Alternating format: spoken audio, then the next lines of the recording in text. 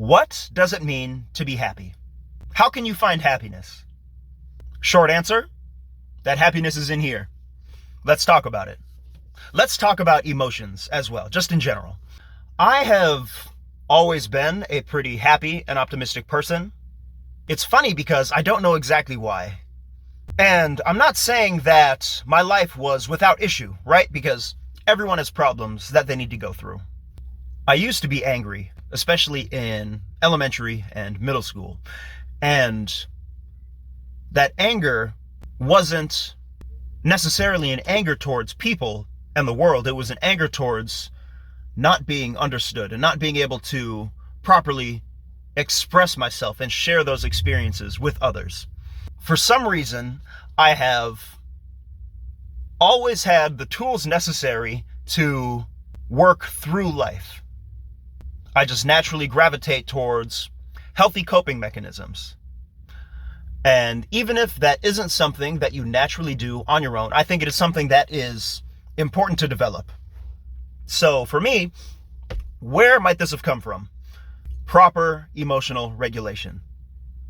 I saw a lot of fighting and a lot of anger when I was little, and very quickly realized that I didn't want to be like that throughout my life. I wanted to learn how to control my emotions, recognize them when they come up, see them for what they are, but be able to move past it without holding on to something that doesn't help me through life. I think there is a place for most emotions, but it is so easy for so many people to let those emotions control them instead of the other way around. When it comes to emotional regulation, that was something that I started working on early. Like I said, I used to be angry. I would get angry because people would not understand me. They wouldn't understand where I was coming from. My ideas and views didn't feel recognized. It didn't feel like I had a say. And my teachers really didn't like that. They'd be teaching. I'd ask why something was the way it was. They would say, that's just the way it is, or because I said so. And that was an answer that I have never found acceptable. It seemed like a dismissal of my intrigue. I always felt that with more information, I would be able to understand something better. When teachers and people in authority positions above me would say, that's just the way it is, or because I said so, it seemed to me that they either weren't actually interested in teaching me, or they actually didn't know these things themselves.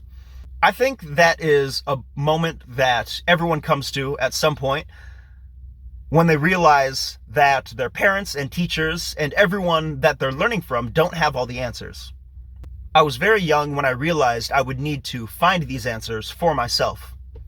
But to exist in the world on your own, you have to develop the skills to be able to do that. You can't just throw a baby into the woods and expect it to survive. Skills need to be developed, and emotional regulation is one of those important skills. You need to learn to understand yourself and the way that you're feeling and how you express those feelings. Certain forms of expression are seen as appropriate or inappropriate depending on your environment. One way that I learned emotional regulation was through meditation. And I can thank my dad for that.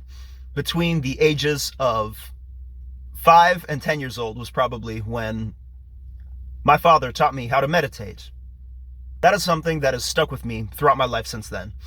Being able to sit in silence and feel your body, feel where you're holding tension, recognize the thoughts that are coming into your mind, recognizing how those thoughts relate to the way that you feel, and then how those feelings relate to the physical sensations in your body. Noticing the tension you hold in your eyebrow, the tension in your cheeks, neck, shoulders. Body scan. All the way down, all the way back up. Breathe.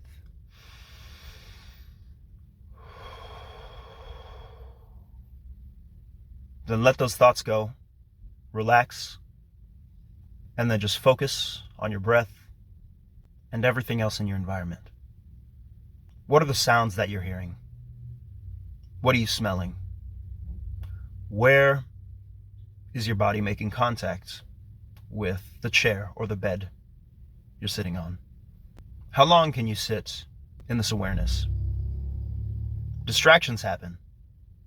Are you able to pull yourself back into that experience and just sit? That meditation doesn't just look like sitting there silently and not doing anything. You can meditate sitting down, you can meditate laying down, you can meditate when you're moving, finding a rhythmic pattern to be in. When I'm doing cardio, for example, that is a great time for me to just zone in, focus on my breathing pattern, focus on the rhythmic movements of my body. Jump roping, running, elliptical, whatever. Being present and working on experiencing life through that presence. When you do that, you realize there's not that much to be upset about in this current moment. So many of those stresses come from thinking of things that happened in the past and how it didn't go your way, and also thoughts of the future and anxieties about where you are now and how that differs from where you want to be. It is good to plan, but at the same time, you need to learn to recognize and be comfortable with where you are now. Right now, I'm content.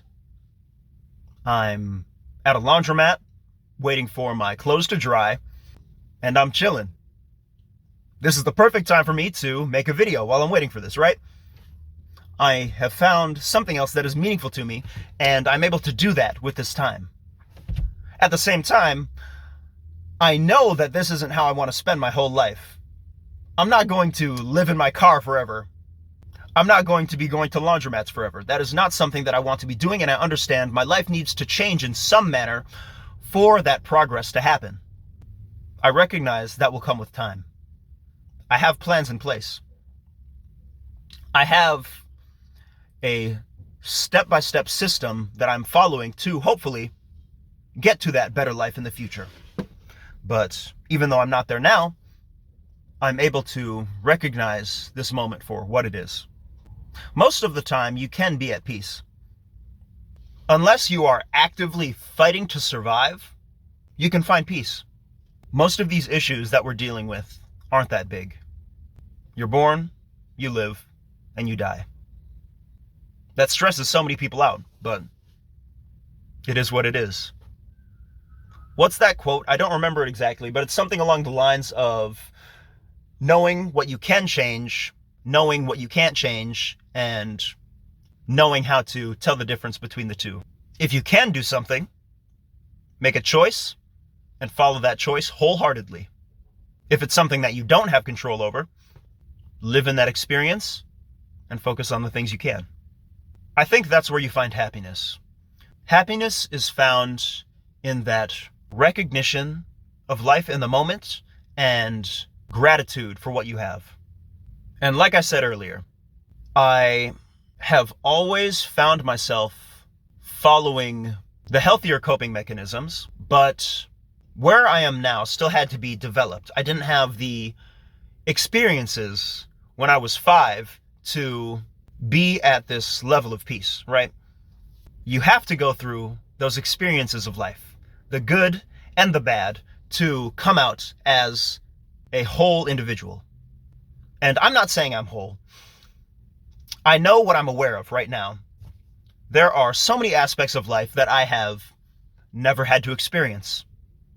There may be things coming up in my life that I could have never imagined, and I will have to deal with them in that moment. But I'm able to separate that moment from the moment now and enjoy this moment now. I've gone through hard things. Some things you don't know how to handle until you're there. A lot of people fall into negative habits in those moments, right? They fall back on comfort, what they think they want. Let's say someone has a death in the family, right? Say it's a slow death. Say it's something that they have to deal with but don't want to. How easy would it be for them to separate themselves physically from that experience and drink and do drugs and just distract themselves from this current moment.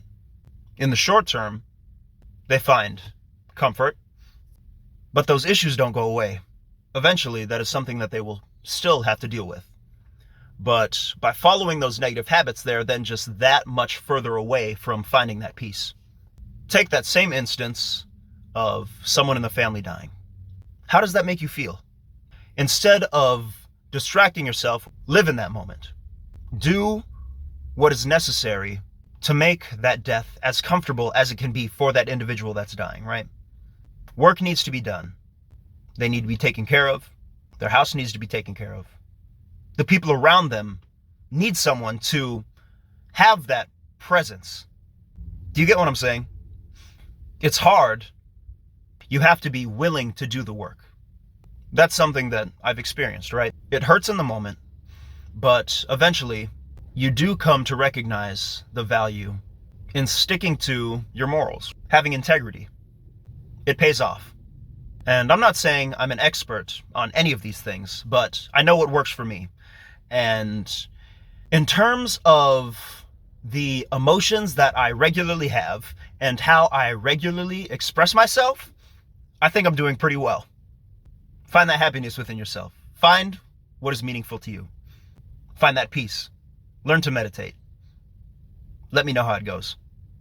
You can do that in the comments. Like and subscribe for more content like this. I often just talk through my thoughts and what's on my mind, and the channel's pretty new, so I'm still figuring out exactly what that is going to look like, but I do often find myself coming back to these topics of integrity and finding that peace and happiness within yourself and doing what is meaningful to you, finding that joy in life. This is just me sharing the different ways that I do that. If you have any questions, like I said, let me know. And I hope you can find peace and happiness in your own life.